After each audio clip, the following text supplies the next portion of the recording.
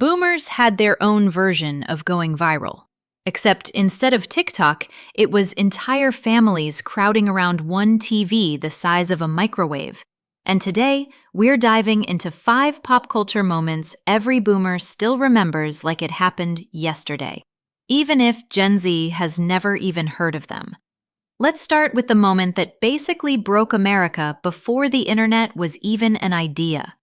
First up, the Beatles on The Ed Sullivan Show. If you were a teenager in 1964, you didn't just watch TV. TV was your entire personality.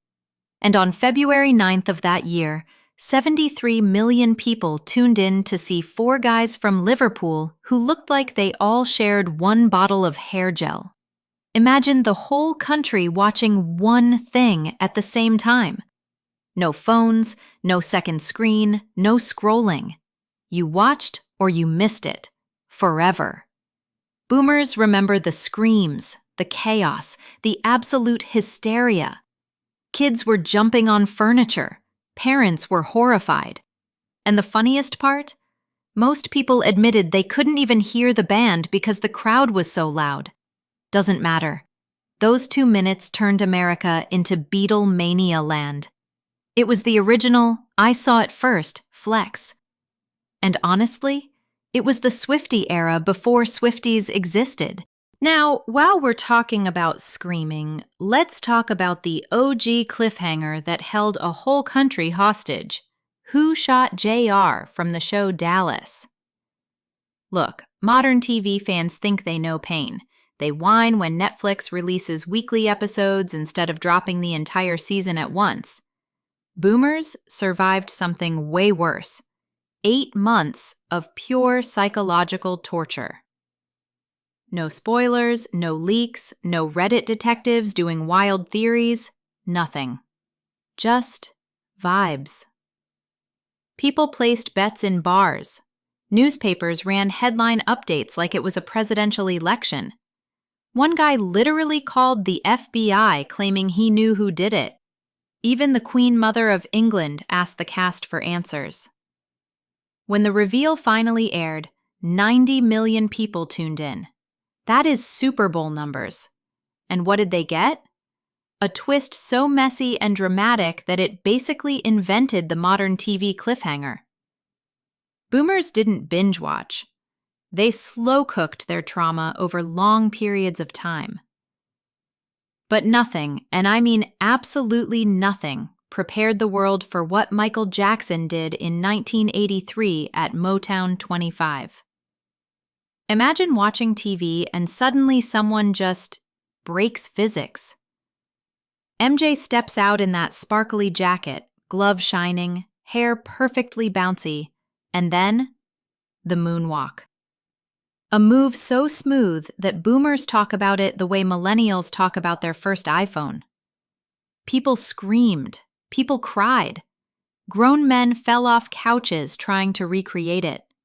Kids spent months in their bedrooms dragging their socks across wooden floors, ruining their parents' furniture in the process. And for a split second, it felt like everyone watching had witnessed something superhuman. This wasn't just a dance move. This was the birth of pop culture's gold standard for live performances. The moment when being a pop star meant being magical. And if Michael Jackson shocked America with talent, Madonna shocked it with pure, unfiltered chaos.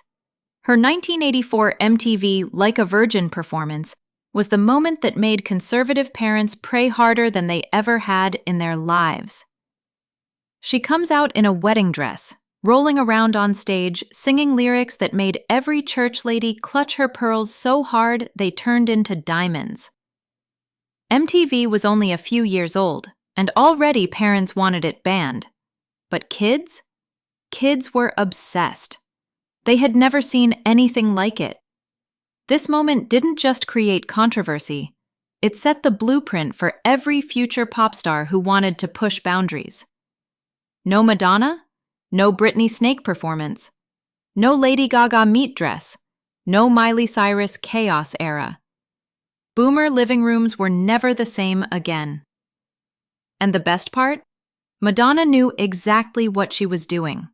She wasn't just performing, she was rewriting pop culture in real time.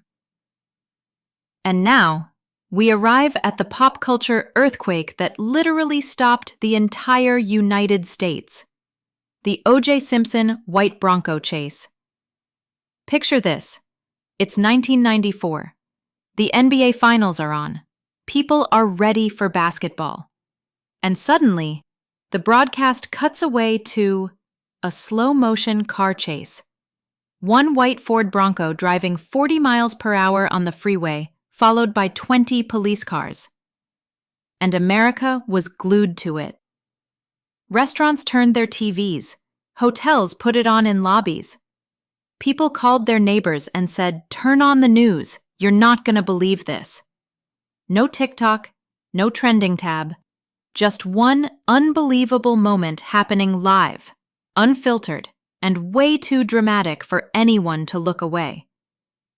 Boomers remember where they were, who they were with, and what they were eating.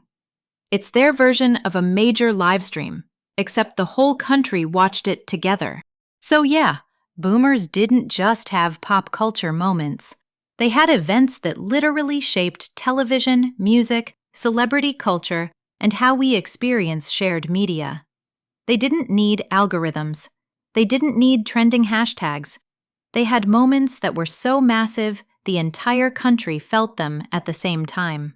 And honestly, there's something kind of beautiful about that. Which one surprised you the most? And do you want a part 2? Because trust me, there are so many more boomer pop culture moments that deserve a comeback.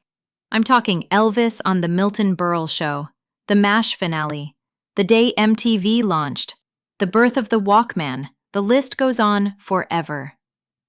If you enjoyed this nostalgic trip through America's wildest entertainment memories, hit like, subscribe, and I'll see you in the next video. And knowing pop culture, something chaotic will definitely happen before then. It always does.